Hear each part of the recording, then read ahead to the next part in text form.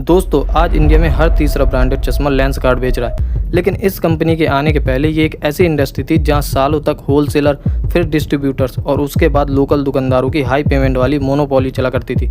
और इसी बीच एक आदमी ने माइक्रोसॉफ्ट की नौकरी छोड़कर एक ऐसा सिस्टम बनाया जिसने पूरे मार्केट का खेल बदल दिया। और आज वही लेंसकार्ट सिर्फ चश्मा नहीं बेच रहा, बल्कि ये अपनी फैक्ट्री में चश्मा बना रहा है, साथ ही ऐप के माध्यम से कस्टमर भी ला रहा है और अपने खुद के स्टोर से प्रोडक्ट को बेच भी रहा है। और इसी सिस्टम का इस्तेमाल करके पीयूष बंसल ने आज लेंसकार्ट को 6.1 बिलियन यूएस डॉलर यानी 50,000 करोड़ की कंपनी बना डाली है। दोस्तों बिजनेस की लैंग्वेज में इसे वर्टिकल इंटीग्रेशन कहते हैं और यही लेंसकार्ट का मास्टर प्लान था। लेकिन हमें इस मास्टर प्लान को समझने के लिए हमें ये समझना पड़ेगा कि आईवीआर इंडस्ट्री पहले काम कैसे करती थी। तो चलिए इस पूरे मास्टर प्लान को समझते हैं। मान लीजिए एक चश्मा फैक्ट्री में 500 रुपये का बनता है। इसके बाद वह चश्मा जाता है होलसेलर के पास। होलसेलर इसमें अपना मार्जिन जोड़ता है, जिसके बाद यही 500 रुपये का चश्मा 800 से 900 रुपये का हो जाता है। इसके बाद वही चश्मा डिस्ट्रीब्यूटर्स के पास जाता है। डिस्ट्रीब्यूटर्स भी इसमें अपना कट जोड़ता है, क्योंकि उसे लॉजिस्टिक और सप्लाई मैनेज करनी होती है। अब वही चश्मा 800-900 से बढ़कर 1200 से 1400 रुपये तक हो जाता है। इसके बाद यह चश्मा रिटेलर शॉप यानी आपकी गली की दुकान ऑप्टिकल शॉप के पास पहुँचता है। अब यहीं पर सबसे बड़ा मार्जिन जुड़ता है, क्योंकि यहीं पर फाइनल कस्टमर आता है। दुकानदार इसमें अपना रेंट, स्टाफ, लॉस, प्रॉफिट सब जोड़ता है। और इसके बाद वही 1200 से 1400 वाला चश्मा बढ़कर 2500 से 3000 रुपये में कन्वर्ट हो जाता है। और अब अगर आप इस पूरे चार्ट को एक बार ऊपर से नीचे देखें तो आपको साफ दिखेगा कि पूरे सिस्टम में प्रोडक्ट वही रहता है, लेकिन हर स्टेप में एक नया मार्जिन जुड़ जाता है। और यही 500 वाला चश्मा कस्टमर तक पहुँचते पहुँचते 3000 रुपये का हो जाता है। यानी प्रोडक्ट वही है, बस बीच में लेयर बढ़ती गई और प्राइस बढ़ता गया। और यही आईवीआर इंडस्ट्री का सबसे बड़ा वीक पॉइंट था। और इसी वीक पॉइंट को देखते हुए लेंसकार्ट ने एक ऐसी स्ट्रेटजी का इस्तेमाल किया जिससे आज वह इंडिया की नंबर 1 कंपनी बन पाई।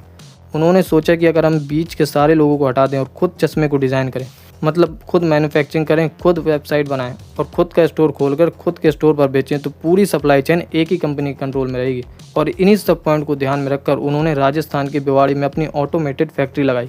इससे हुआ ये कि जो चश्मा पहले मार्केट में 3000 रुपये का मिलता था, वही चश्मा लेंसकार्ट ने 1500 से 2000 रुपये में बेचा और अच्छा खासा प्रॉफिट कमाया, क्योंकि चश्मे की लागत तो 500 से 700 रुपये ही है। और इसी वजह से ये बाई 1 गेट 1 जैसे ऑफ़र दे पाते थे।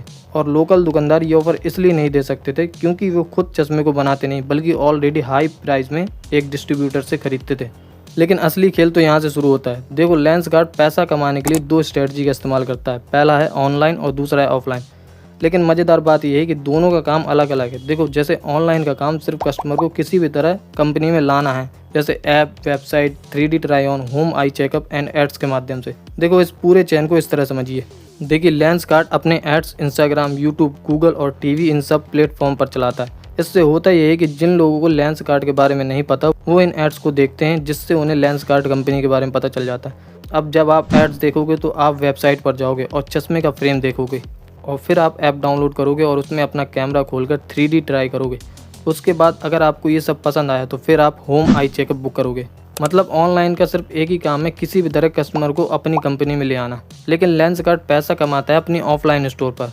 और जैसे ही आप अपनी होम आई चेकअप बुक कराते हो तो फिर लेंस का पावर चेक करते हो और फ्रेम पसंद करते हो, तो आखिर में आप स्टोर जाते हो। तो मतलब कस्टमर ऑनलाइन और पैसा ऑफलाइन।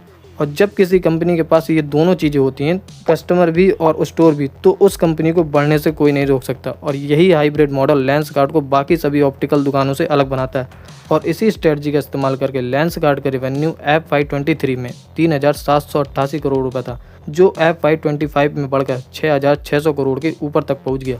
और आज यही लेंसकार्ट सिर्फ इंडिया में नहीं बल्कि पूरे एशिया में तेज़ी से बढ़ रहा है।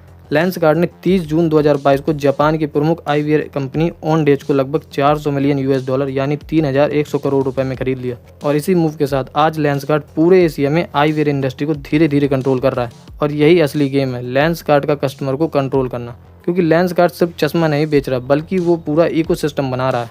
और जैसे ही आप इस इकोसिस्टम में प्रवेश करते हो और ये सब क्राइटेरिया पूरा करते हो, तो लेंसकार्ट आपका डाटा अपने सर्विस में सेव कर लेता है। जैसे आपका मोबाइल नंबर, आपका आई पावर, आपने कौन सा फ्रेम लिया, आपने कितना पैसा खर्च किया, आपको पसंद क्या आया।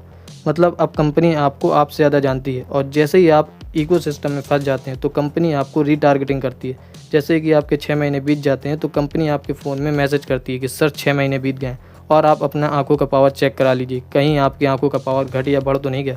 और साथ में लिखते हैं कि सर नए फ्रेम भी आ गए हैं। और जैसे ही आप ये सब पढ़ते हैं तो आप उसी स्टोर पर फिर जाते हैं। मतलब कस्टमर एक बार आया, डाटा सेव हुआ, उसके बाद ये चेन रिमाइंड हुई, उसके बाद कस्टमर वापस आया, फिर सेल हुई। मतलब ये एक ऐसा लूप है जो बार बार चलता है और इसके बाद आप इसी इकोसिस्टम में लॉक हो जाते हैं। दोस्तों ये जानकारी आपको कैसी लगी? अगर अच्छी लगी तो वीडियो को लाइक और चैनल को सब्सक्राइब जरूर करें।